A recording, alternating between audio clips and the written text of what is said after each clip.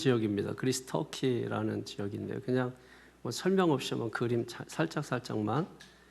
예, 보통 저런 식으로 이제 우리가 첫 번 놔보세요. 한번 첫 번 이렇게 저런 식으로 지금 다 유적지예요. 이렇게 보면은 이렇게 산 쪽에 이렇게 또 있는 곳이잖아요. 저거는 다 저게 발굴한 거예요. 땅 속에 다 이제 감춰져 있던 것을 나중에 이제 여러 가지 뭐 수천 년 지나면서 지리적인 어떤 변화라든지 또 이렇게 또 화산 폭발이라든지 지진 뭐 이런 것들이 또 많이 나타나기 때문에 파괴되고 무너지고 한 것들인데 계속해서 계속 발굴해요. 지금도 보면 계속 발굴하고 기둥 같은 것도 옆에 쓰러진 것들 뭐 세우는 거고 또 제대로 세워진 것도 또 있기도 하고 대부분 이제 보수한 거예요.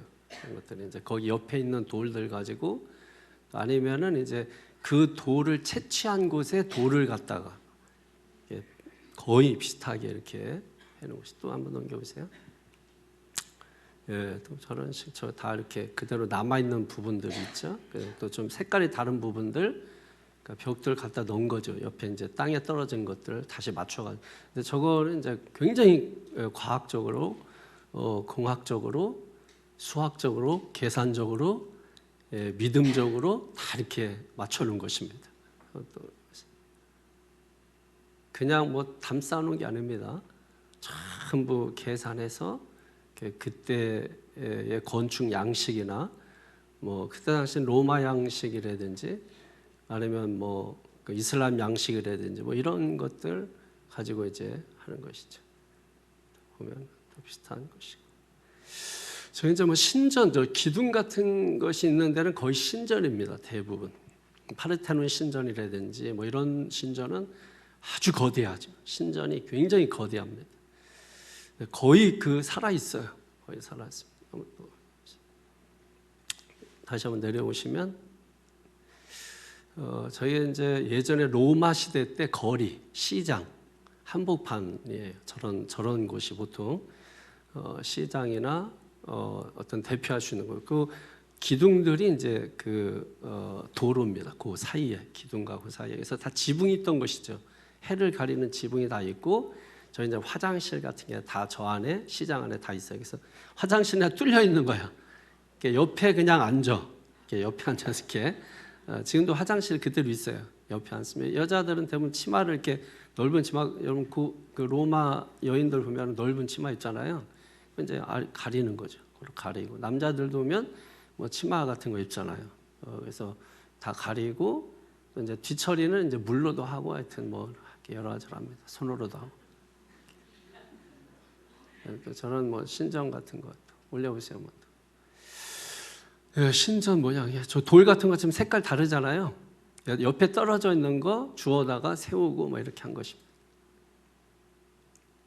저런 것도 어마무시한 저게 저런 게 한 도시예요. 도시를 저런 식으로 돌 가지고 다 만든 거니까 저런 도시를 만든다고 생각해보세요. 얼마나 많은 노동력이 필요했었을까. 그다음에 지금처럼 뭐 좋은 기구들이 있는 게 아니잖아요. 거의 사람 힘으로 하거나 뭐 지렛대 같은 거 이용해서 하거나. 그러니까 머리가 굉장히 좋은 거죠. 그러니까 수학이나 이런 게 이렇게 발달하지 않을 수가 없는 거죠. 고대 지금 하는 모든 수학 이런 것들 또 수학자들 보면은 다 로마 시대에 생겨난 것들 아닙니까? 또 이렇게 하면 저희 다 신전들입니다. 그리스는 뭐 신화의 나라잖아요. 신들의 나라. 자, 저게 한 도시예요. 도시인데 다 저게 발굴한 거예요. 땅 속에 다 감춰져 있는 거를. 그래서 그리스 같은 경우나 터키 같은 경우도 마찬가지지만은 그리스 같은 경우 특별히 그 삽을 들고 어디든지 파면은 유물이 발견돼요. 어디든지 파면은 유물이 나와. 그래서 땅을 못 파게. 왜냐면 집 밑에도 다 유물들이 있으니까. 그러니까 도시 위에 도시가 세워진 거잖아요. 그래서 이제 어쩔 수 없이 집을 짓다가 유물 나온 것은 유리로 해놨어요. 유리로. 그래서 밑에 이렇게 오면은 그 옛날 그 유물들이 거기에 이제 도시가 밑에 있는 거예요. 그러니까 그게 보여요. 이렇게 보이게 해놨어요. 돌도 어마무시한 돌입니다. 지금 사진으로 봐서 그러지 큰 돌 같은 경우 저희 문이 항상 있어요. 예, 동쪽, 서쪽 이렇게 있고 동서남북 다 있어요. 예, 저런 게 이제 이런 게 아까 얘기했던 도로예요. 그냥 도로. 우리나라식으로 강남, 강북 뭐 이런 식으로 한쪽은 뭐 좀 잘 되고 한쪽은 좀 약간 좀 뭐하고 뭐 그러시는데 지금 이제 저 다 지붕이 있는 거예요. 그늘 저희 해가 그늘 가릴 곳이 없잖아요. 다 우산 쓰고 다니잖아. 그래서 해외여행에다가 이렇게 보면은 우산 쓰면은 다 한국 사람. 그다음에 저 빨간 옷들 입은 아줌마들, 저 다 한국 사람들이. 이렇게 식당 같은 데 들어올 때 구분하는 방법 알려줬잖아요. 이번에 제가 한번 가서 확인하니까 중국 사람들이 들어올 때 시끄러워. 엄청 떠들면서 하고. 그래서 제가 또 이제 또 배운 게 있잖아요. 그래서 먼저 하고 또 했더니 그쪽에서 또 인사하고 또 하더라. 또 일본 사람들이 올 때는 조용히 들어와요. 한국 사람들 올 때는 남의 밖으로 뭐 먹나 이렇게 쳐다보면서 들어와요. 다 보면은 가서 이렇게 나중에 보시면은 똑같습니다. 그렇게 들어와요.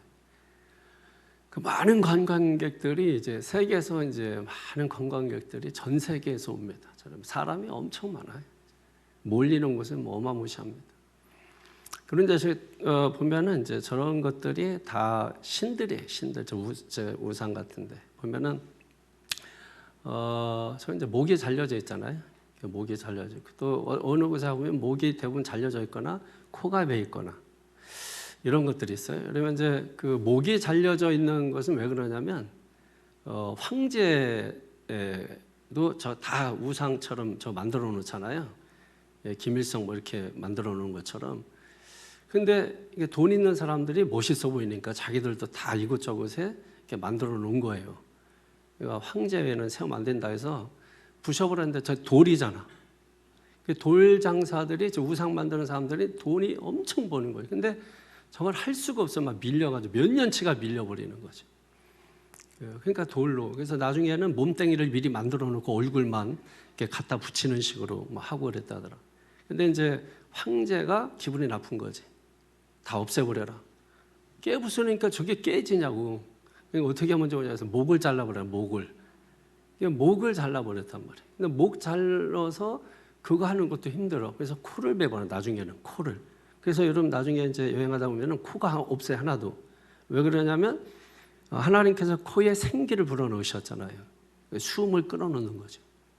여기서 코를 다 베버립니다.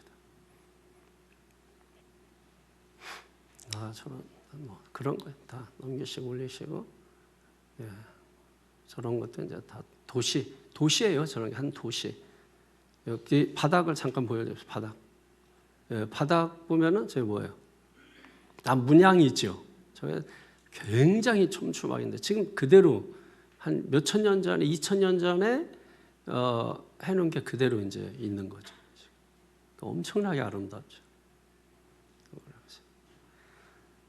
저런 거를 이제 잘 보려면 정교회 있잖아요. 뭐 그리스 정교회 같은 데 가보면은 저런 게 뭐 천재예요. 그냥 천정부터 벽까지. 이게 정교회 특징이에요.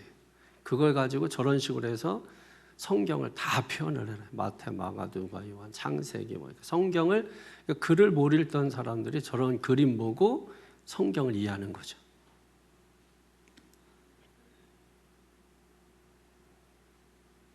저희 아마 저런 경우는 잘려서 그런데 화장실이다. 화장실. 네, 화장실이네. 저기 화장실이에요. 옆에 앉아서 얘기도 하고 소리는 어떡하냐. 저 옷은 다 가는데 소리는 어떡하냐. 여성분들이 예쁜데 소리가 빵빵 위험하잖아. 그래서 앞에서 이제 음악 같은 거를 크게 틀어놓는 겁니다. 음악을. 그 다음에 이제 폭포 같은 거, 물소리 같은 거. 그래서 소리를. 그러면 냄새는 냄새는. 그래서 이제 향이 많아요. 라일락 향이라든지 뭐 이런 것들이 나서 이제 그런 것들을 다 방어하게끔. 왜냐면 그 사람들은 굉장히 고급스럽게 살았기 때문에 우리 맨날 뭐 웃기는 소리 냄새는 어떡하고 뭐 이런 거 있잖아요. 예, 그러니까 다 저기는 다 커버했어. 저기 화장실이야. 한 사람씩 앉으면은 어떤 경우에는 어떤 분들은 좀 힘들지 않겠나 싶더라. 옆에 앉기가 왜냐면 그분들은 커요. 우리하고 비교가 안 돼요. 야, 더듬미시고. 야, 이게 이제 보면 이제 멋있죠. 다 대리석이야 바닥이. 전부 저 돌로 된 대리석으로 그 몇천 미터를 저런 식으로 깔아놨다. 기둥들 보세요. 쫙 저게 세워져. 저게 지금 보이는 것만 저 정도예요. 지금. 이게 도시예요, 도시. 저런 것들이 보면은 옆에가 다 높잖아요, 그죠? 다 땅속에 다 묻혀버린 거예요. 예? 땅속에 다 묻혀버린 거예요. 지진 뭐 이런 거로 인해서. 또, 야, 다 신들이.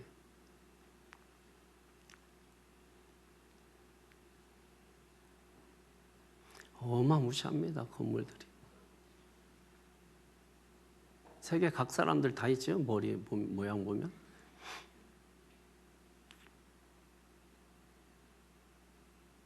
언어 때문에 못 가시는 분인데 마지막까지 아무 말 안 해도 여행하는데 불편함이 없어요. 사람 많잖아요.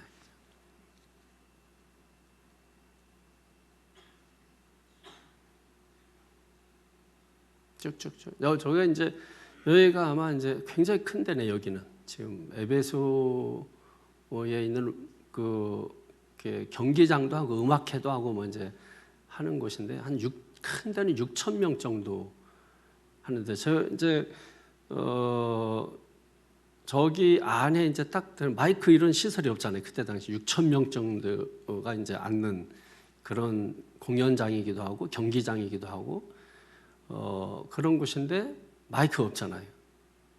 그 마이크가 없는데 어떻게 뭐 지금 둘러서 이렇게 있잖아. 이렇게 무대가 이제 이렇게 있다면 이렇게 원형으로 있단 말이에요. 근데 다 들린다. 뭐 육성으로 그냥 해도. 제가 직접 가서 이제 가운데 서가지고 해봤는데 제가 이렇게 말하면 제 목소리가 그대로 제 귀에 들려요. 그러니까 이거 스피커 있잖아요. 보조 스피커. 이 원리예요. 그러니까 그 시대에 이게 자연적으로 있는 거예요. 이게 자연적으로. 예? 이게 제가 말하면 제가 말하는 소리가 그대로 들리기 때문에 전달 능력이 크죠. 그리고 저 뒤에 있는 사람들, 저 꼭대기 있는 사람까지 제가 이렇게 말해도 이 소리가 그대로 다 들린다고. 유명한 성악가들이나 뭐 이런 사람들이 와서 이제 공연하고 그렇게 하는 것이죠. 원형 경기장 뭐 이제 그런 것이. 하여튼 그 정도만 보면 거의 막 비슷해. 다 돌 무대기고 뭐 이래가지고 가이더 설명이 이제 중요해요.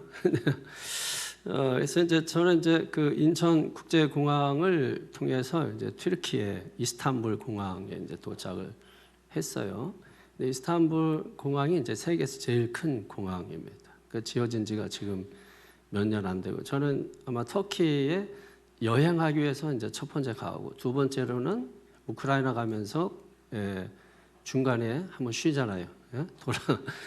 중간에 한번 쉰 곳이 이제 터키의 이제 튀르키예죠. 지금은 공항에 한번 들렸고 그래서 이제 하여튼 형식적으로는 3번, 제대로 여행한 거는 이제 2번 이렇게 갔었습니다. 보통 이제 여러분 튀르키예 수도가 어디예요? 앙카라라는 곳이고 우리나라의 면적이 한 6배 정도 되는 큰 땅이 넓은 땅이죠. 대부분 이제 그 도시에 모여서 이스탄불이라든지 이런 큰 도시에 모여서 살고 있습니다. 특별히 이제 99%가 지금 이슬람이에요. 지금은 이슬람 사람들이 이제 모여 사는 곳이고. 그런데도 불구하고 이슬람 국가가 아니에요. 99%가 이슬람인데 이슬람 국가가 아니에요. 종교의 자유가 있고.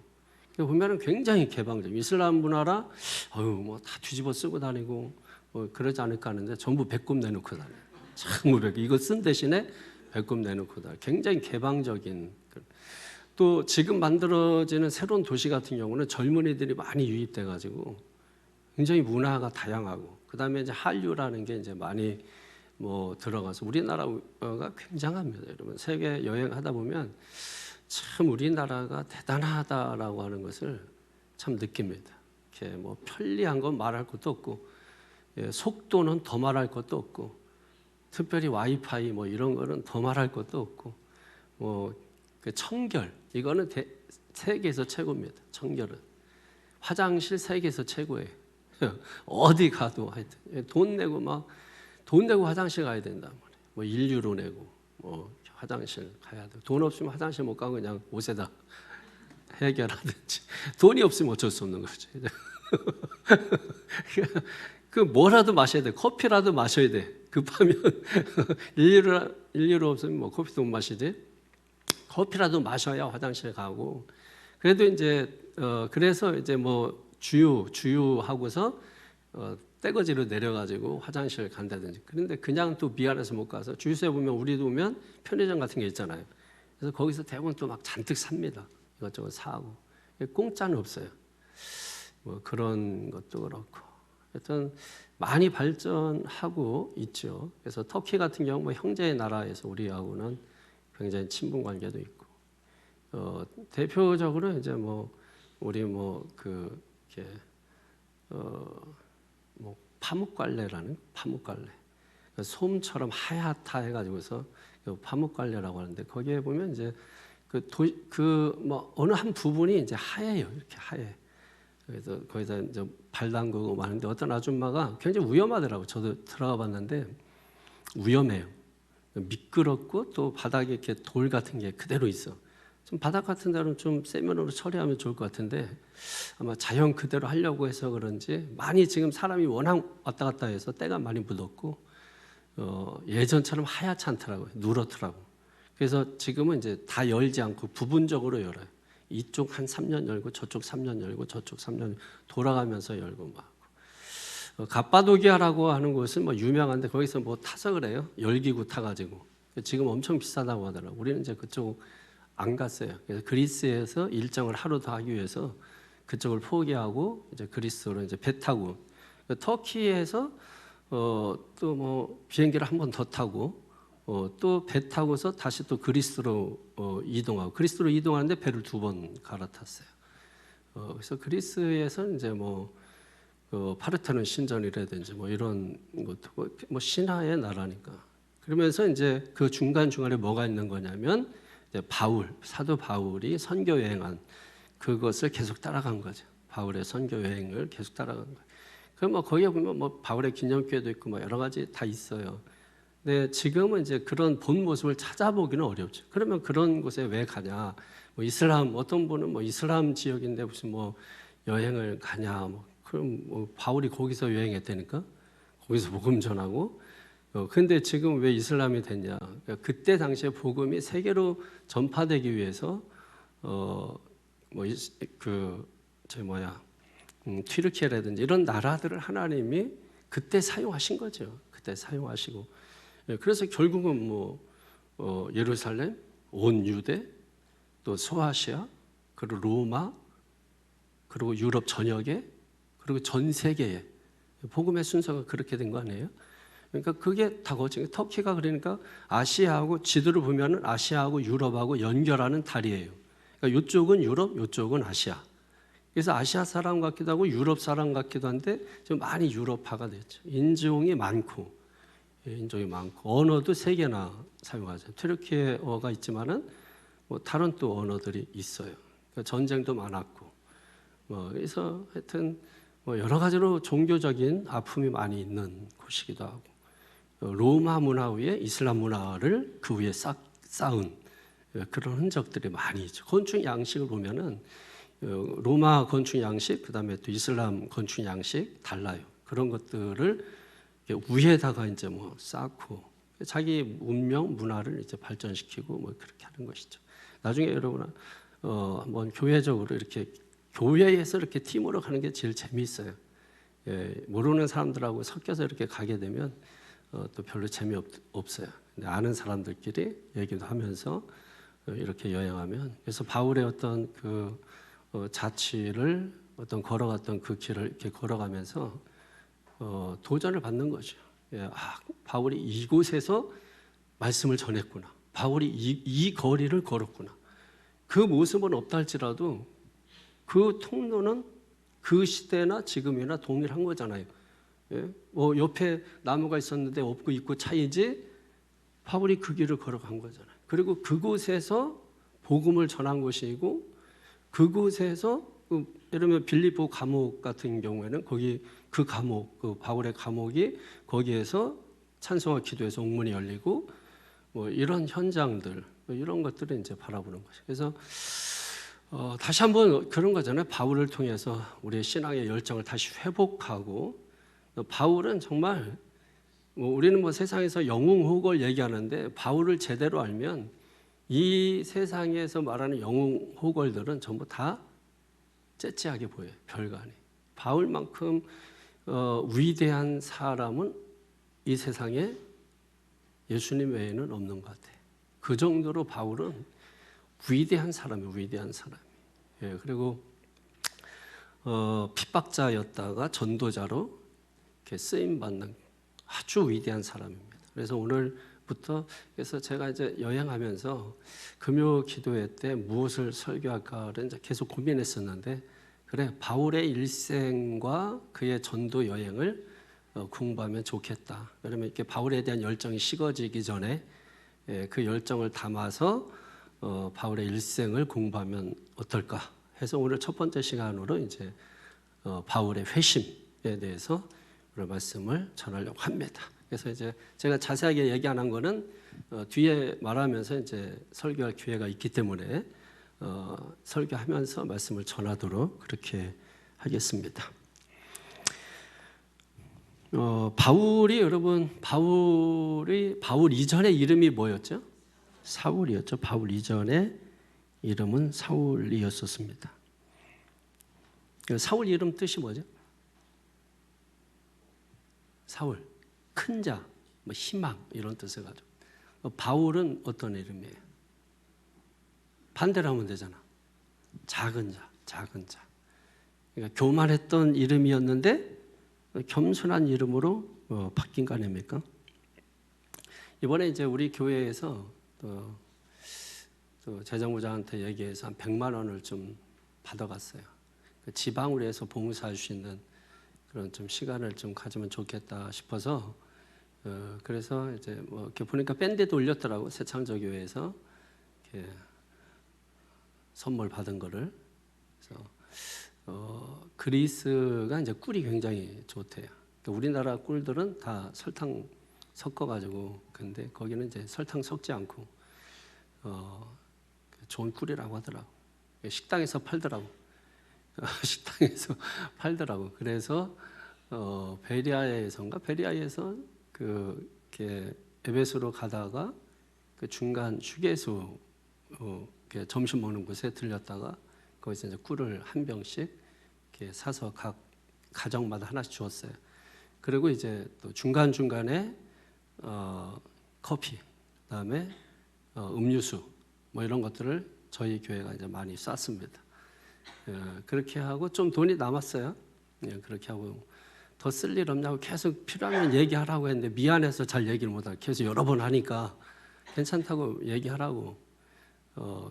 그래서 이제 뭐 제가 하니까 또 다른 교회도 막 하고 뭐 이래가지고 아주 넉넉하게 잘 이렇게 했습니다. 그래서 좀 남았더라고. 그래서 거기다가 이제 좀 보태가지고 내일 오전에 원래 좀 떡 좀 하고 이렇게 선물 뭘 다 할 수 있나 그래서 전체적으로 떡을 좀 먹을까 했는데 또 내일 또 떡하고 과일 또 오전에 하시는 분이 계셔서 오후에 이디야 커피를 한 오후에 보니까 한 100명 아이들까지 100명 이렇게 해서 100잔을 돌리도록 하겠습니다. 그래서 커피 마시면서 오후에 셀 모임 갖도록 그렇게 하겠습니다. 거기 힌트를 얻은 게 왜 그러냐면 루디아 자주 장사했잖아요. 가서 이제 그 루디아가 있던 곳, 또 루디아가 살던 집 엄청 큽니다. 근데 빌라라고 하더라 그거를. 근데 우리나라 빌라는 빌라도 아니고 거기에서 빌라가 나왔다고 하더라고 과이더 말에. 그러니까 빌라가 엄청 커요. 집 그 자체를 빌라라고 한대. 그러니까 우리나라 빌라는 빌라도 아니고 거기서 나온 거라더라. 루디아도 아주 대저택이라고 말하는 그 루디아. 자주장사였잖아요. 그래서 루디아가 영어식으로 리디아예요. 리디아. 근데 우리 집식으로 말하면 이디아가 되는 거예요. 그래서 이디아 커피 장사를 했나 보다 해가지고 그렇다면 이디아 커피를 좀 하자. 네, 그런 겁니다.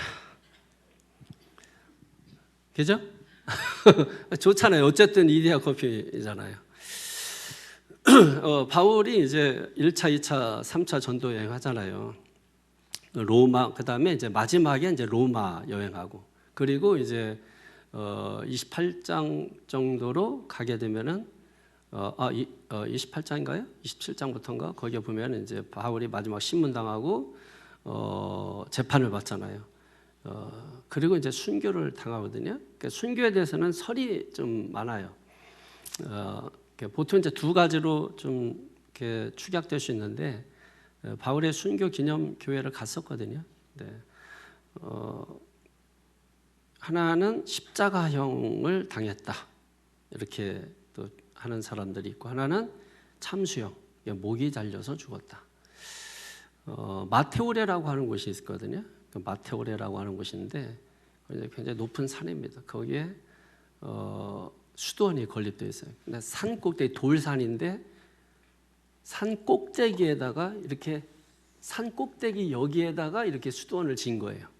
저걸 어떻게 졌나도 궁금하고, 이게 보통 한 13세기, 14세기 정도에 졌나?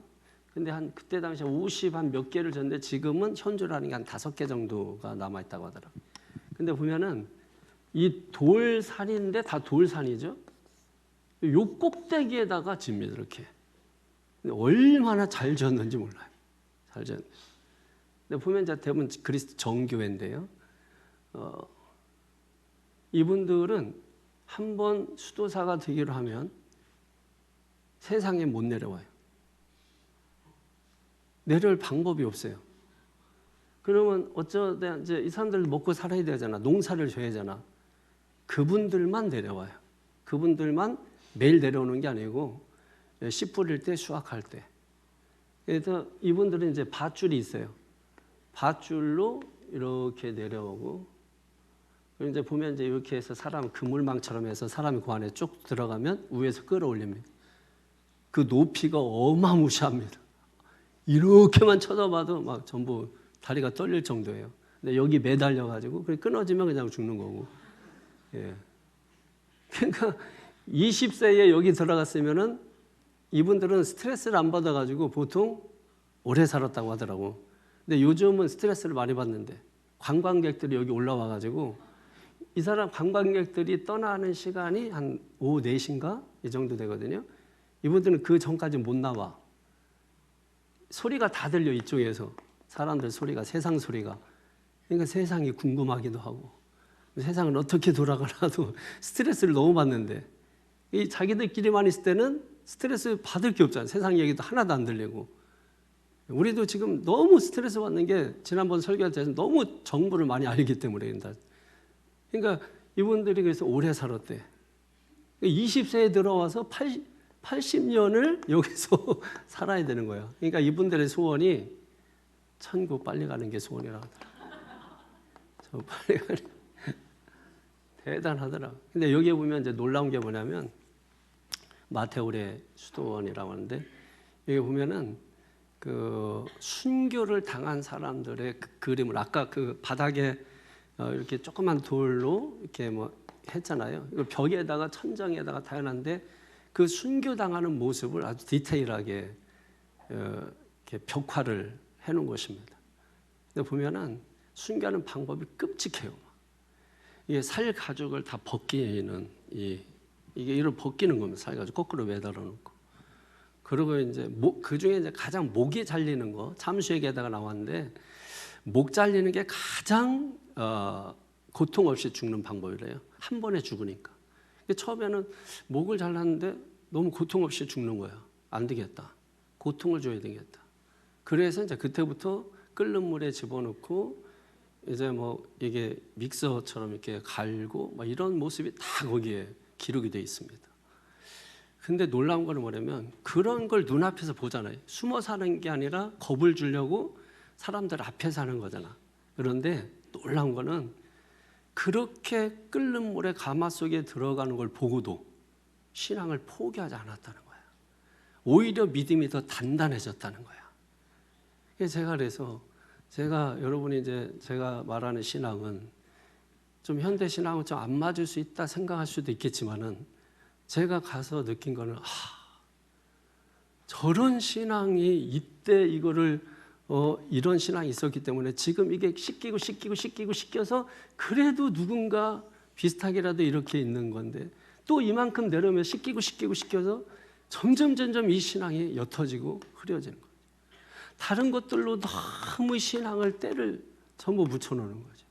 그 이만큼 가게 되면은 뭐가 남을까? 이런 두려움, 이런 게 있더라고요. 지금 여러분 이 시점에서 이렇게 이 신앙 할 수 있겠어요? 못 한다고. 그 노래나 부르고 맨날 뭐 그렇게 있으면서 이거 하겠어요? 못 해요, 여러분. 그러니까 참 보면서 결국 이런 고백이더라고. 이런 나이임에도 불구하고 구원해 주시는 그냥 그 하나님의 은혜에 그냥 감사할 수밖에 없더라고요. 다른 게 뭐가 있어요? 사도 바울도 보세요. 그는 뭐 엄청난 고난을 받고 매를 맞고 죽을 뻔한 매, 위기, 위험, 뭐 수도 없이 그런 걸 당했지만은 뭐예요? 오직 그러니까 이거예요. 바울은 두 가지로 표현하면 사울이었을 때하고 바울이었을 때 표현하면 사울이었을 때는 뭐예요? 이 사람은 어떤 사람이에요? 바리새인이고 바리새인 중에 바리새인이고 히브리인 중에 히브리인이고 또 시민권자고 로마 시민권자라는 것은 굉장한 특권을 가지고 있다는 것이거든요. 어떤 특권이 있냐면 대표적인 게 예를 들면은 십자가형을 받지 않는 거, 매질을 당하지 않는 거, 그리고 로마 황제에게 재판을 받을 수 있는 권리, 이런 게 이제 대표적인 특권입니다. 또 가말리엘 문화생이고 엄청난 거죠. 이 가말리엘 문화생은 엄청난 거예요. 그러니까 이런 사람인데 바울이 된 이유에는 한 가지예요. 오직 예수, 이거밖에 없어요. 사울이었을 때는 이렇게 살고자 했던 거예요. 그래서 사도 바울이 고백하잖아요. 이 모든 것을 자기가 좋게 여겼던 이 모든 것을 뭐로 여긴다고요? 배설물로 여긴다. 다 똥으로 여긴다는 거죠. 이게 여러분 이게 그냥 우리가 그 언어 유희적으로 그냥 요즘 보면 막 젊은 뭐 외국에서 공부하신 분들 언어를 너무 막 인문학을 해서 그런지 막 너무 아름답게 표현해. 여기에 탁탁 감동을 줘. 탁 말하는 것들이 여기에 감동을 줘. 근데 저는 그런 말들이 너무 싫거든요. 신앙 안에서 너무 정제된 말들, 막 이게 너무 세련되고 정제된 말들 쓰려고 하는데 그 신앙이 뭔지 몰라서 자꾸 그렇게 언어를 꾸며. 근데 그거 좋아하잖아요. 다 그런 말 좋아하고. 그러면 그런 식으로 하면 설교 잘한다, 아니면 공부 잘했나, 뭐 이런 식으로 생각하죠. 여러분, 이 지금 이렇게 껍데기 벗겨진 이런 상황에서 정제된 언어 쓴다고? 인문학적인 언어 쓴다고? 무슨 여러분, 이 부끄러워요. 그래서 이 성지순례나 이런 게 필요한 거야. 그 앞에 서 봐야, 결국은 그거예요. 우리가 성경 보면서 나도 이렇게 살아야지. 이거 잘못 보는 거죠. 성경 보면서 우리가 깨달아야 되는 건 뭐예요? 나는 할 수 없구나. 이거 깨닫는 거예요. 나는 할 수 없구나. 이 앞에 서서 나도 한번 이렇게 살아봐야지. 이게 안 나와요, 여러분. 이 앞에 서면. 이런 나이인데도 불구하고. 그거밖에 안 나와요. 그래서 한번 서보는 거야. 서보면 우리의 실체를 알게 돼.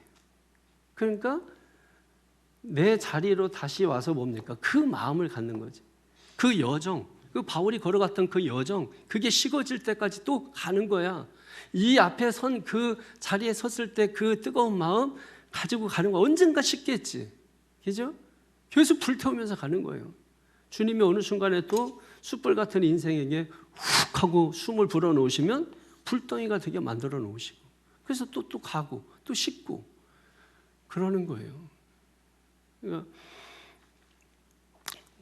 너무너무 이 과정도 그렇지만 사도 바울이 모든 것을 다 배설물을 여기고 오직 예수밖에 없는 그런 삶이 바로 오늘 우리의 삶이 돼야 되지 않나 하는 이런 말을 할 때 어떤 부분에서 참 이게 오직 예수만 과연 될까? 뭐 이런 생각들.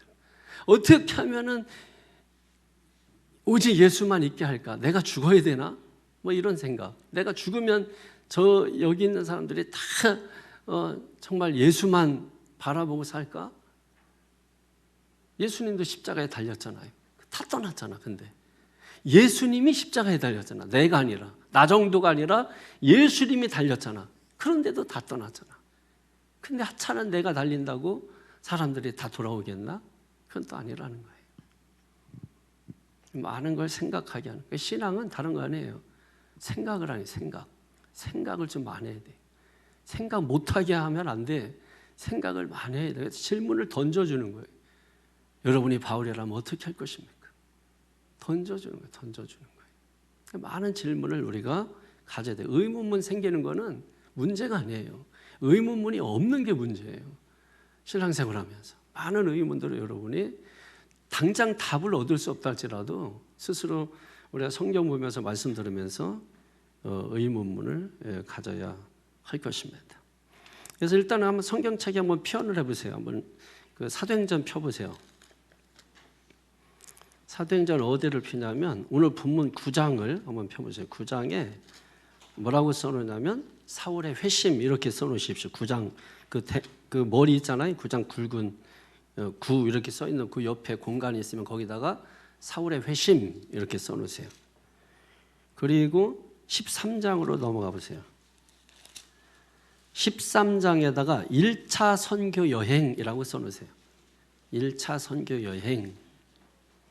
그리고 가로 열고 13에서 14장 가로 닫고. 그러니까 무슨 얘기예요? 13장부터 14장까지. 뭐 디테일하게 몇 절은 뭐 나중에 보면 되고 일단은 13장, 14장이 바울의 1차 선교 여행, 전도 여행이다.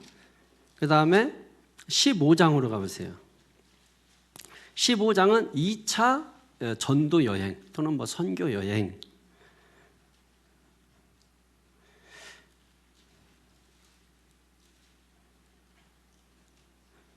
그리고 가로 열고 15에서 18장 써놓으십시오. 15에서 18장.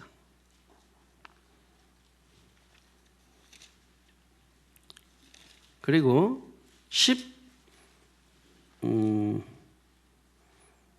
19장부터 보세요. 원래는 이제 18장 23절부터인데 19장에다가 3차 선교 여행 이렇게 써놓으십시오. 19장에다가 3차 선교 여행. 그리고 밑에다가는 18장 23절에서 21장 써놓으십시오.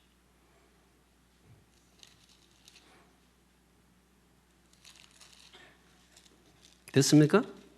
네. 그리고 27장 보세요. 27장으로 가시면 이제 마지막 4차 여행이라고도 하는데 이제 공식적으로는 1차에서 3차까지입니다. 그죠? 1차에서 3차. 그래서 안디옥 교회에서 파송받잖아요. 안디옥 교회에서 한 바퀴 이렇게 소아시아 이렇게 쭉 돌고 다시 맨 마지막에는 안디옥 교회로 오잖아요. 안디옥 교회에서 보고하잖아요. 3차 전도 여행 때는 안디옥 교회로 못 돌아오죠. 예. 그래서 27장에서 이제 바울의 로마 여행 이렇게 했어요. 보통 이제 어떤 분은 4차 전도 여행이라고 하는데 그분이 붙인 거고 공식적으로는 3차 전도 여행이라고 합니다. 그리고 나서 이제 로마 여행을 4차 여행이라고 하는데 그냥 우리는 로마 여행 이렇게 해놓으면 좋을 것 같아요. 이거는 이제 따로 봐야 되는 부분이기 때문에 그래서 27장에서 28장까지. 그죠? 또 어떤 교회에서는 또 사도행전 또 액트 29 해가지고 29장은 또 내가 쓴다 그러면서 막 하는데 쓰세요. 성경은 더 쓰면 안 돼. 이거 2단이야, 2단. 예? 성경은 여기 있는 거로 만족한 거예요. 여기 안에서 찾는 거지 부족해서 뭐 더 쓰는 거예요. 우리가 사도 바울처럼 선교한다 이게 아니라 사도 바울의 그 선교 여정 이런 것들을 우리가 발견하고 그 안에서 우리가 사는 거예요. 자꾸 그 밖을 건너가고 넘어가는 거를 시도하려고 하는 것은 좋지 않아요. 그리고 그렇게 할 필요도 없어요. 그리고 하나님께서 그걸 허용하지도 않으세요. 말씀 안에서 그리스도 안에서 살려고 하는 게 중요합니다. 터키 그리스도 뭐 이게 이스라엘 성지도 마찬가지지만은 해가 뜨겁잖아요. 근데 습도가 없으니까 그늘만 들어가면은 이렇게 시원하잖아요, 그죠? 그늘만 들어가면 시원하고. 그래서 제가 그거 보면서 그리스도 안이라고 하는 게 이렇게 좋은 거구나. 그늘 안에만 들어가면 밖에 아무리 뜨겁고 아무리 땀 나고만 해도 그늘만 들어가면 에어컨이야. 에어컨보다 더 시원해. 시원합니다. 그러니까 그늘에 이제 앉아서 차 마시고 뭐 이렇게 맥주 마시고 와인 마시고 대부분의 사람들이 다 거의 막 그렇게 합니다. 그러니까 시원해요, 시원해. 그러니까 그리스도 안과 밖은 완전히 온도차가 다릅니다. 그러니까 우리는 그리스도 안에서 살아가야 됩니다. 그리스도 밖으로 가면 얼굴이 이렇게 타버려요. 근데 그리스도 안으로 들어가면 시원하다 이겁니다.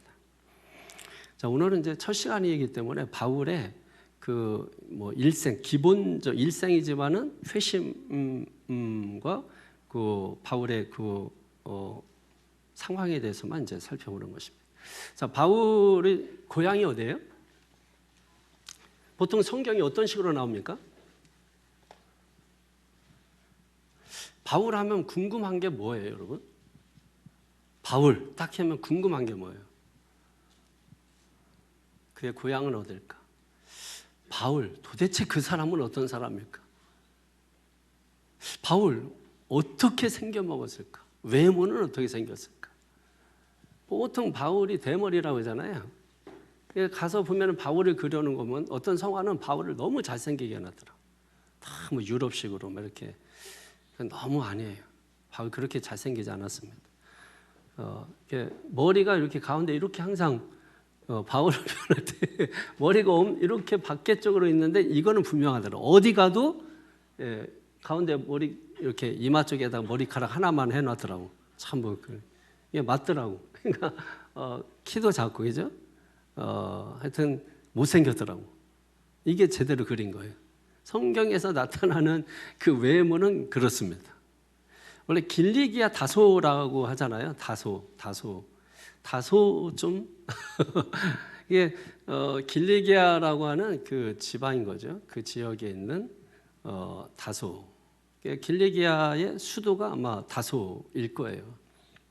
다소라고 하는 지역에서 태어납니다. 그 부모는 어떤 부모죠? 그 부모는 어떤 부모예요? 잘 이렇게 성경에 많이 드러나 있지 않아요. 성경에서 많이 이야기하고 있지 않지만 그러나 알 수 있는 건 뭐죠? 그분들은 디아스포라 유대인입니다. 디아스포라 유대인이면서 고향은 다소고 디아스포라 유대인이에요. 유대인. 그러면서 특징이 뭐라 그랬어요? 아까 얘기했던 대로 로마 시민권을 가지고 있는 사람. 그러니까 이 로마 시민권을 가진 사람들은 기본적으로 돈을 얼마 내거든요. 그러니까 돈이 없으면 할 수도 없어요. 그러니까 태어나면서부터 로마 시민권자예요. 바울은. 나중에 이제 도움도 받죠. 로마 시민권자였기 때문에. 로마 시민권자는 아까 특징 얘기했잖아요. 몇 가지. 근데 바울을 매질했단 말이에요. 깜짝 놀란 거예요. 그 사람 로마 시민권자래요. 야, 그걸 왜 이제 얘기시키야? 해가지고 막 정신없이 막 돌아가죠. 됐다 풀어줘 해가지고 풀려 나오는 일도 있었잖아요. 로마 시민권자는 어디 가도 그런 혜택이 있는 거예요. 그래서 로마 시민권 혜택을 받으려고 우리가 뭐 미국 시민권 이렇게 받으려고 하는 것처럼 굉장히 혜택이 많은 것입니다. 그리고 또 가말리엘 문화에서 또 수학했잖아요. 우리식으로 말하면 서울대학에서 공부했다 이거예요. 그러니까 아주 그가 살아온 그 배경이 어때요? 굉장히 유복하죠? 잘 살아왔고 또 누가 봐도 부러움의 대상이 될 만한 이러한 배경에서 자랐습니다. 그러다가 이 사람이 어디예요? 다메섹 어디에서? 예루살렘에서 이제 다메섹에 공문을 가지고 가잖아요. 그래서 몇 개를 받아가지고 여기에서 이제 예수 믿는 기독교인들을 잡아서 핍박하고 박해하려고, 이 사람들 잡아서 어디로 다시 예루살렘으로 끌고 오려고 하는 거죠. 이게 왜 이런 거죠? 여러분, 유대인들은, 정통 유대인들은요, 태어나서부터 이제 완전히 유대교인으로 교육을 받습니다. 그러니까 5살 정도 되면은 그때부터 이제 율법을 가르치게 되고 암송하게 하고 철저하게 자녀를 유대교인으로 키웁니다. 그러니까 어려서부터 그렇게 딱 키워왔으니까 그렇게 사상 세뇌가 돼 있는 거죠, 여러분. 예. 그러니까 바울 이전의 사울은 종교적 열심을 가진 거예요. 종교적 열심. 어느 정도냐면 주님의 성전을 삼킬 정도죠. 그 열심이. 그게 뭐가 문제예요? 주님의 집을 삼킬 정도의 그 열심이 뭐가 문제예요? 열심은 전혀 문제가 되지 않죠, 그죠? 근데 뭐가 문제인 겁니까? 그러니까 주님의 집을 섬기는 것을 이 사람들은 하나님을 섬기는 것으로 착각을 한 거예요. 그래서 성전 중심이에요. 성전. 그래서 그 성전을 엄청 중요하게 여기는 겁니다. 왜? 그게 하나님을 섬기는 거다. 근데 예수님이 뭐랬어요? 이 성전을 헐라 그랬잖아요. 내가 3일 만에 다시 일으키리라. 상징적이긴 하지만, 그죠? 자기 육체를 가리켜 말씀하신 것이지만은 거기에 다 뉘앙스가 다 숨겨져 있는 거죠. 너희들은 하나님이 아니라 이 성전을 섬기고 있구나. 그 열심이 있었던 거예요. 종교적인 열심. 이거로 예루살렘에서 다메섹까지 갔다. 이 거리를 이렇게 보니까 안산에서 따지면은 대구까지 가는 거리. 그럼 지금은 자동차 타고 가지만은 뭐 이때는 뭐 달구지 타고 가고 뭐 그런 정도죠, 그죠? 그러면 뭐 얼마나 멀리 가겠어요? 그 정도 열심히 있었다는 거예요. 그 정도. 여러분 같으면 대구 가서 전도하고 오라면 갔다 오겠어요? 예? 안 하지. 그걸 누가 하냐고. 돈 벌고 막 해야지. 거기 갔다 올 시간이 어디 있겠냐고. 사도 바울의 전도 여정을 이렇게 돌아보잖아. 우리는 차 타고 이동하잖아. 바울이 뭐 타고 이동했겠어요? 뭐 낙타 타고 이동하거나 뭐 달구지 타고 하거나 뭐 마차 좀 여유 있으면 마차 타고 했거나 했겠잖아요. 그렇다 할지라도 거기도 사막화된 지역이에요. 그냥 뜨거워요. 그러니까 그 여행하는 곳이 또 뭐 길이 지금처럼 포장도로가 잘 될 거야 아니에요. 울퉁불퉁하잖아요. 산비탈을 넘어야 되고. 그런 길을 우리는 차 타고 이동하고 거기서 내려서 거기를 둘러보는, 잠깐 그렇게 하는 것도 힘들어서 죽으려고 하는데, 그죠? 그거 가지고 막 싸워요. 그 간 사람들이. 이거 힘들어서 못한다고 그만하자고 막 하기도 하고, 그럼 뭐 내일 거 여행 취소하자고 하기도 하고 막 싸운다고요. 여기까지 왔는데 뭐 취소하자고 하고, 그럼 갈 사람 가고 갈 사람 안 가고 막 이렇게. 그래서 뭐 가이드들이 아주 스트레스를 많이 받아서 일찍 죽는다더라고. 그러니까 좋은 직업이 아니라고 얘기하더라고. 이 정도로 열심히 있는 거예요. 이게 종교적인 열심인 거죠.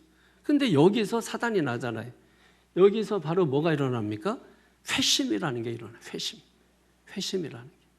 그러니까 이 사도 바울의 회심은 이게 특이한 거면서 상당히 놀라운 일이에요. 왜냐하면 이 사도 바울의 회심이 없었다면, 생각을 해보세요.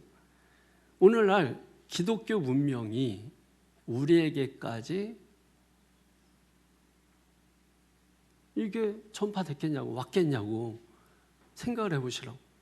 사도 바울이 없었다면 기독교가 존재할까요? 저는 사도 바울이 없었다면 기독교는 그냥 예루살렘 교회 정도로 끝났을 거예요. 사도 바울이 있었기 때문에 기독교가 전 세계로 퍼진 거예요. 아까도 얘기했다시피 예루살렘에서 온 유대로, 그리고 소아시아로, 그리고 로마로, 그리고 전 세계로. 이게 다 누구의 영향입니까? 사도 바울의 영향이란 말이에요. 그 영향이 바로 여기서 일어난 거예요. 부활하신 예수님을 만나고 난 이후부터 사도 바울의 그 회심을 통해서 기독교 문명이 전 세계에 퍼지게 된 것이라. 이 사도 바울이 없었다면 기독교의 운명은 그냥 지역 종교, 도시 종교, 그 정도로 끝나고 말 그런 거였다고요. 유대교에서 기독교로 개종하게 되죠, 그죠? 회심하면서 유대교로 기독교로 개종. 이것도 목숨 건 거죠, 여러분. 그 당시에 유대교에서 기독교를 개종한다? 우리니까 뭐 좋게 보는 거지. 유대교에서 신흥 종교 아니에요, 기독교는. 이단. 예? 이단이잖아요. 그러니까 여기로 가면은, 기독교로 가면은 가장 비참하게 뭐냐면 회당에서 쫓겨나는 거예요. 회당에서 쫓겨나는 일이 어떤 거예요? 그냥 교회에서 추방당하는 정도가 아니야. 그 당시 회당은 삶의 중심이었거든. 그래서 교육도 이루어지고 교제도 이루어지고 정보도 주고받고 다 이러면 그런 거잖아요. 그러니까 모든 사회적 연결고리가 다 끊어지는 거야. 살 수가 없는 거야. 살 수가 없는 거야. 이때 당시에도 이러면 성 안에 사람들이 있잖아요. 귀족들이나 뭐 돈 있는 사람들이 성 안에 살 거 아니에요. 그러면 가난하고 일반 평민들은 이 밖에서, 성 밖에서 사는 사람들도 있을 거 아니에요. 그러니까 우리가 성경에 보면 그리스도 안에서라고 하는 이런 표현들을, 말씀 안에서 이런 표현들이 아마 이런 배경을 가지고 있지 않았나 싶은데, 어쨌든지 간에 우리가 예수 믿고 그리스도 안에 있는 것이 여러분 엄청난 축복입니다. 축복이. 사도 바울의 회심이 우리가 다시 새롭게 들여다봐야 되는 거예요. 이 회심이 단순히 그냥 예수님을 만났다 뭐 이런 정도가 아니에요. 예수님 만나서 완전히 바뀐 거예요. 완전히 모든 게 바뀌고 사도 바울의 회심을 통해서 기독교 세계관이 달라지는 거예요. 모든 게 달라져요. 이 회심이 사도 바울이 된 거죠. 바울이 된 거예요. 사울에서 바울이 된 거죠. 바울. 그래서 하나님께서 바울을 뭐라고 부릅니까? 너는 나의 택한 그릇이다. 택한 그릇이다. 누가 택한 거야? 하나님이 택했다. 직접 바울에게 너는 나의 택한 그릇이다. 하나님이 말씀하셨잖아요. 무슨 그릇으로? 이방인의 그릇으로. 이방인을 위한 사도로 부름을 받았다 이거예요. 이방인을 위한. 그런 의미에서 저와 여러분도 다 하나님의 부르심을 받은 사람들이거든요. 믿습니까? 사도 바울만 사도 바울이 아니고 우리는 각자마다, 그죠? 나와 같은 사람 세상에 없습니다. 여러분 각자마다 하나님이 다 부르셨다고. 그 부르신 사람들에게 하나님의 뜻을 다 주신다고. 그 뜻을 발견하면서 사는 거예요. 우리는 누구와 비교할 것도 없고 우리는 나대로 사는 거죠. 우리대로 사는 거죠. 그죠? 누가 누구 되려고 할 필요도 없고 우리는 다 딴 사람이 되려고 하는 데가 문제가 있어요. 다 누구처럼 살려고 하는 게 문제가 있어요. 나처럼 살아요. 아니, 나처럼 살라는 게 아니라 여러분 자기처럼 살라고. 자기처럼. 우리 그러면 생긴 대로 살고 뭐 가진 대로 살고 뭐 있는 대로 살고 그런 겁니다, 여러분. 그게 가장 행복한 거예요. 비교하는 순간부터 불행하기 시작하는 거예요. 남과 비교할 필요도 없고 다른 사람과 비교할 필요도 없고 오직 우리의 자랑은 예수밖에 없다. 오직 예수다. 사도 바울처럼 그리스도 외에, 십자가 외에는 내가 자랑할 게 없다. 그래서 여러분 모든 신학자들은 종교를 초월해서 다 바울 신학이라는 게 있거든요. 바울 신학, 바울을 다 연구해요. 모든 신학자들, 교단을 초월해서, 종교를 초월해서, 하여튼 개신교든 캐톨릭이든 이 바울에 대한 연구가 제일 많고 가장 비중이 커요. 그만큼 여러분 바울이 중요하기 때문에 그런 거예요. 그래서 지금도 바울에 대해서 모르는 사람이 없잖아요. 불신자도 그 정도로. 근데 우리 기독교인들은 별로 그렇게 바울 말은 많이 하는데 막상 바울을 논하시오 그러면 빈종이 돼야 돼. 빈종이. 그리고 또 신앙의 껍데기는 또 잘해. 또 열심히 기도도 하고 열심히 전도도 하고 열심히 노래도 하고 다 해. 근데 중요한 거는 몰라. 이게 우리의 문제라는 거예요. 그래서 사도 바울이 아니라 사울 이전의 위험성이 뭐냐면, 첫 번째가 뭐냐면 무지의 위험성이에요. 무지의 위험성. 무지의 음성. 무지가 뭐예요? 알지 못하는 거죠. 그러니까 알지 못하게 되면은 오해가 생겨요. 오해가 생기면 선입견이 생기게 됩니다. 그러니까 결국은 이 사울이 이 엄청난 이 일을 벌이는 이런 것도, 예를 들면 누굽니까? 스데반 집사가 돌에 맞아 순교하잖아요. 그때 사울이 어떤 행동을 했다 그랬어요? 응? 옷을 벗어서 그의 발 앞에 던졌다고 했죠. 이게 무슨 뜻인지 아세요? 옷을 벗어서 던진 게, 옷을 벗어서 던진 건 두 가지 의미가 있는 거예요. 하나는 스데반 너 죽어도 좋아, 이런 뜻입니다. 그래서 사람들이 누가 죽을 때 자기 겉옷을 벗어서 던지는 겁니다.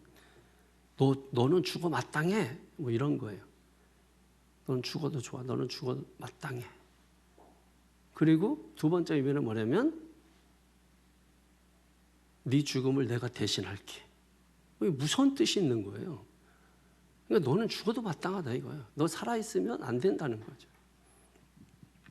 옷을 벗어. 그러니까 이런 일을 왜 했냐? 무지해서는, 무지해서. 알지 못해서. 여러분, 그래서 우리가 신앙생활 하면서 우리가 성경을 알지 못하고 열심히 믿는 사람들, 이게 위험해요. 성경 부르면서 열심히 믿는 사람들, 제가 제일 경계하는 사람이에요. 제일 위험해요. 그거 아셔야 돼요. 교회는 열심히 일하고 막 봉사하고 헌금해주고 하는 사람 좋아하죠, 당연히. 목사 참 좋아하고. 그러다 잘못되면 또 이용당하기도 하고 뭐 이런 거죠. 근데 저는 그런 거 없습니다. 저한테 잘하고 막 하면 남을 그렇게 하지 말라 그러지. 그렇게 하고 정말 중요한 게 뭐냐면 말씀을 알아야 된다.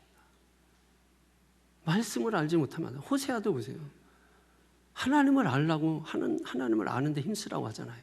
근데 왜 다른 데 자꾸 힘쓰냐고. 예? 우리가 뭘 하고 안 하고 그게 문제가 아니에요. 내 신앙만큼 하면 되는 거야. 중요한 거는 신앙 없는데 하는 거예요. 위험해요. 위험해. 그러니까 그다음에 두 번째는 그 위험한 게, 사울이었을 때 위험한 게 뭐냐면 빗나간 열심이에요. 같이 설명이 돼버렸는데 빗나간 열심. 그러니까 잘못된 열심이라는 거죠. 열심이 나쁜 게 아니잖아요. 근데 잘못된 열심이 있어. 여기 나타나잖아요. 예루살렘에서 다메섹. 왜 갔어요? 열심히 있는데. 여러분 종교적으로 열심히 있는 데가 어디지? 이단들. 열심히 엄청 하잖아요. 근데 그 열심이 옳아요? 잘못된 거잖아요. 바리새인들 열심히 했잖아요. 근데 빗나간 거잖아. 그거는 잘못됐다기보다는 빗나간 거잖아. 왜 빗나간 거야? 빗나간 사람의 특징이 뭐냐면 나처럼 해봐라 요렇게 하는 거예요. 그러니까 자기처럼 안 하면은 다 그냥 씹어버리는 거죠. 그냥. 이게 뭐예요? 상처 주는 거죠. 예? 넘어뜨리는 거죠. 이런 게 많아요. 그래서 여러분 이런 것이 사울에게서 이제 나타나는 그런 모습이야. 자, 결론입니다. 결론적으로 사도 바울이 전한 복음의 핵심이 뭐냐? 1차, 2차, 3차 로마 전도 여행 통해서 그냥 한 가지는 진짜 오직 예수야. 그냥 참, 예? 그 에베소 아레오바고 언덕인가? 맞나? 아레오바고 언덕이라고 해서 그게 거기가 이제 바울이 복음 전한 곳이잖아요. 거기에는 어떤 사람들이냐면 에베소는 우리가 잘 아는 것처럼 철학의 도시예요. 철학의 도시. 스토아 철학자들부터 해가지고서 막 많은 철학자들이, 지식인들이 거기에 그 당시에 이 말로 이 밥 벌어 먹는 사람들이 많았거든요. 그 당시에 뭐 수사기라든지 이런 것들이 다 거기에 그 당시에 다 발달한 거 아닙니까? 그러니까 그 말 잘하는 사람들, 말쟁이들, 그 멍뚱한 얘기들 해놓고 거기서 돈 주면은 그거 해서 이제 그런 곳이에요. 전부 막 그 도시 아까 여러분 본 그런 곳이 글을 만들어 놓고 한 게 다 그런 사람들을 모여있는 것이.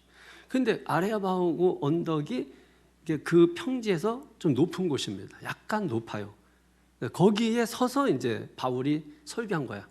이 사람들에게, 그 철학자들, 뭐 수사학자들 이런 사람들에게, 야, 네가 말하는 예수 한번 전해봐. 우리가 들을 테니까. 우리가 듣고 판단할게. 전했단 말이에요. 그랬더니 여기에 믿는 사람들이 별로 없었지. 믿는 사람들이 별로 없었지. 그러나 이게 나중에 불씨가 돼서 이제 복음이 이제 확산되게 됩니다. 뭐 여러 가지 뭐 이제 그런 것들이 있는 거죠. 그러니까 이 바울이 전한 이 복음 핵심이 그럼 뭐느냐 이거예요. 예? 첫 번째로는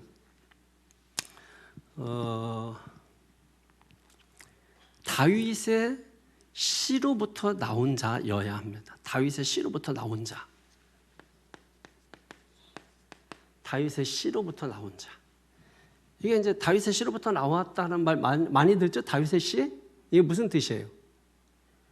이게 집사되고 이게 권사되고 소용없다니까. 네? 다윗의 씨로 나왔다라는 말이 뭐냐면 이런 거예요.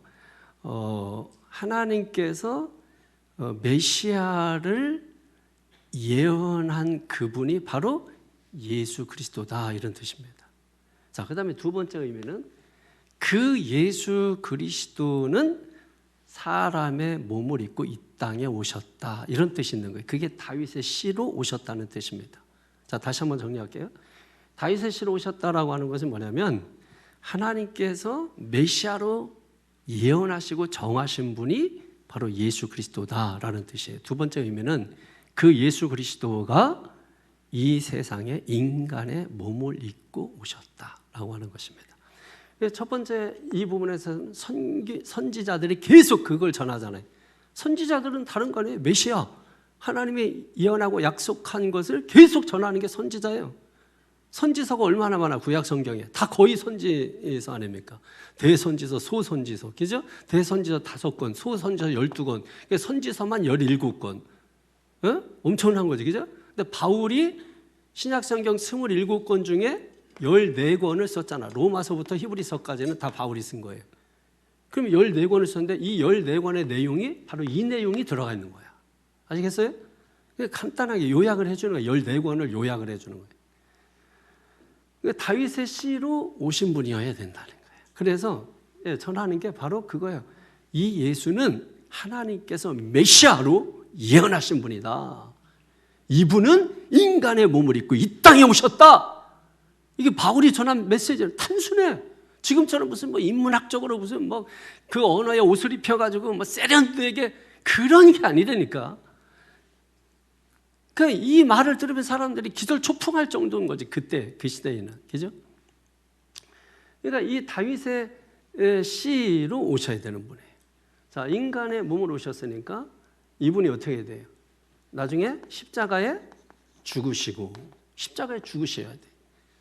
십자가에 죽으신 분이 누구예요? 예수 그리스도다. 왜? 왜 죽으셔야 돼요? 우리가 죄인이 사람이잖아. 인간의 몸으로 오신 이유가 뭐예요? 우리가 죄인이잖아. 사람이잖아.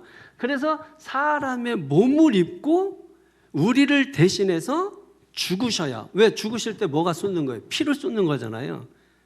피 없이는 뭐가 없어요? 죄 사함이 없느니라. 구원을 받지 못하는 거예요. 그러니까 죽으셔야 구원을 받는 거예요. 예수님이 피를 통해서 우리가 죄가 사함되는 거지. 그러니까 정확히 말하면 사실 구원은 이 시점에 이루어지는 건 아니에요. 신학적으로 이제 어떤 문제가 있을지 모르겠는데 예수님의 피를 흘렸을 때는 죄를 씻어주는 거야. 그 역할이. 그럼 구원은 언제 이루어지느냐? 예수님의 부활이에요. 그래서 부활신앙을 믿을 때 그 예수님 세 번째가 그러니까 뭐예요? 예수님이 뭐예요? 부활하셨다라는 거예요. 부활하셨다. 그 부활하셨을 때 뭐예요? 죄와 사망에서 우리를 건져내시는 거야. 그게 뭐예요? 구원. 그죠? 그러니까 정확히 표현하면 우리는 이제 이걸 섞어서 이렇게 이상하게 얘기하잖아요. 그죠? 정확히 표현하면 이제 구원이 이루어지는 거죠. 어? 예수님의 제자들 보시라고. 예수님 십자가에 달려 죽으셔 피 흘리셨죠. 부활하신 후에 나타나셨어. 믿어요, 안 믿어요? 안 믿었다니까? 아예 알아보지도 못했다니까요. 그로 부활하시고 나서 그 부활의 예수님을 믿고 그들이 달라진 거예요. 믿습니까? 예. 이게 이제 나타나. 그러니까 간단해요. 바울이 전한 복음은 너무 간단. 근데 여기에 다 누가 들어가 있는 거예요? 예수 그리스도가 들어. 그래서 복음을 우리가 뭐라고 불러요? 예수 그리스도라고 하는 거예요. 믿습니까? 복음은 예수 그리스도야. 그러니까 여러분이 예수 그리스도를 전하라고. 자꾸 다른 걸 가지고 무슨 자꾸 다른 걸 예수를 전하기 위해서 뭘 한다는 거 하지 말고 예수를 그냥 전하라고. 그냥 여러분, 그 사람이 필요한 거는 다른 게 아니에요. 다른 걸 통해서 예수를 소개할 만큼 예수가 빈약해요? 예수가 그렇게 부끄러운 존재예요? 아니에요. 여러분이 뭔가 좋은 거 있으면 그 좋은 거를 바로 보일 거 아니에요. 증거가 있으면 증거를 바로 보일 거 아니에요. 예수가 증거라고요. 예수가 가장 보화라고요. 근데 보화를 하는데 뭘 다른 거를 해가지고 예수를 소개한다고 자꾸 이런 거 합니까? 예? 전도 축제나 이런 거 하는 거 좋아요. 그러나 우리가 한번 깊이 생각을 해봐야 돼요. 그래서 거기에서 가장 중요한 게 뭐냐는 거예요. 그 밥만 먹고 가면 뭔 소용이 있냐고. 그럼 밥 사주고 좀 맛있는 거 사주면 그 사람들이 예수 믿을 것 같아요? 그게 다 속는 거라고. 여러분이 왜? 결국 예수가 없다는 거예요. 내 속에. 말로만 예수인 거지 진짜 내 속에, 마음 속에 스티그마, 예수가 없다는 거예요. 예수가. 그 바람 한 번 불면 오늘 들었던 설교 그냥 한순간에 같이 바람과 함께 사라지고, 비가 막 뿌리면 빗물에 또 녹아서 오늘 말씀이 다 바닥으로 떨어져 버리고, 그리고 결국은 뭐예요? 나만 남잖아, 나만. 그러니까 교회 안에서는 예수인데 막 나가면 나만 남는 거죠. 그러니까 나 중심으로, 내 생각으로, 내 주장으로, 내 고집으로, 내 편견으로 그렇게 살면서 교회에서 이것 가지고, 나를 가지고서 교회에서 얘기하려고 하니까 복음하고는 부딪힐 수밖에 없는 거예요. 만약에 교회에서 부딪힌다면 그거는 내가 살아있어서 그런 거예요. 내가 살아있어서 그런 거예요. 이 교회가 복음을 전하는 교회가 맞다면, 그래서 말씀을 듣고 있는데 부딪힌다면 그거는 내가 살아있어서 그런 거예요. 그래서 말씀에 부딪히는 것이에요. 근데 그 부딪힘이 은혜라는 걸 아셔야 돼요. 그 부딪힐 때 두 가지예요. 가룟 유다 같은 존재가 있을 수 있는 거고, 다른 제자들이 있을 수 있는 거예요. 가룟 유다는 부딪혀서 밖으로 튕겨나간 존재고, 다른 제자들은 부딪혔지만 뭐예요? 여전히 말씀 아래에 있었어요. 말씀은 듣는 자리에 있었어요. 이들이 변화돼서 교회를 세우고 교회를 태동하게 되지 않습니다. 그러니까 여러분, 오직 바울에게 있었던 거, 예? 바울을 까고 파고 그러면 누가 나오겠어요? 예수. 딱 두 글자 나온다. 예수.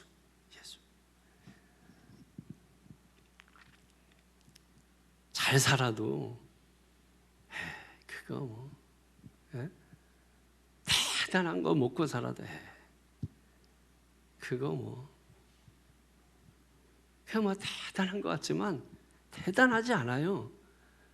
여러분, 정말 이번 주일날 말씀 한번 겸해서 한번 이번 주일날 말씀 한번 들어보세요.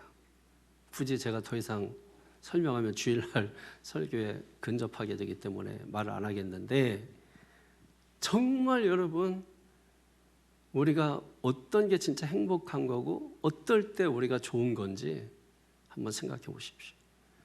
바울이 언제 행복했을까요? 사울로 살 때 행복했을까요? 바울로 살 때 행복했을까요? 네? 내가 볼 때는 사울로 살 때도 엄청 행복하게 살았을 거예요. 왜? 남들과 비교해서 부족한 게 없었죠. 왜? 이때는 왜 행복했을까요? 바울의 삶을 몰랐잖아요. 그러니까 이때가 제일 행복한 줄 아는 거야. 근데 바울이 되고 나니까 이때의 삶이 아무것도 아닌 거야. 똥 같은 거야. 똥을 끌어안고 산 거야.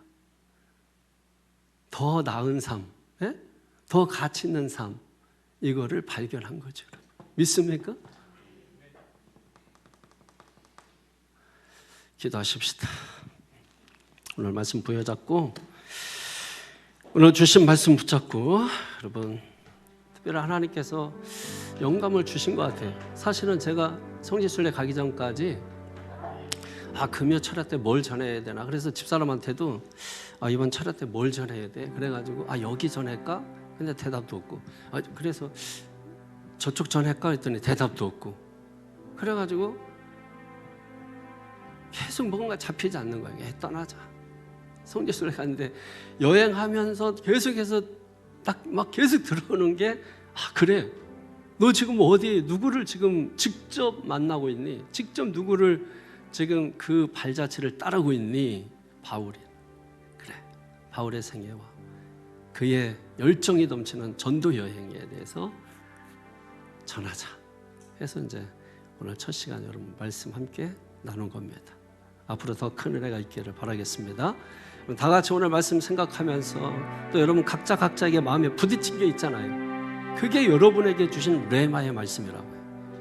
그 말씀은 여러분에게 기도 제목으로 주신 거예요. 그거 붙잡고 이 시간에 우리 간절한 마음으로 삼하면서 주여 한 번으로 기도하겠습니다. 주여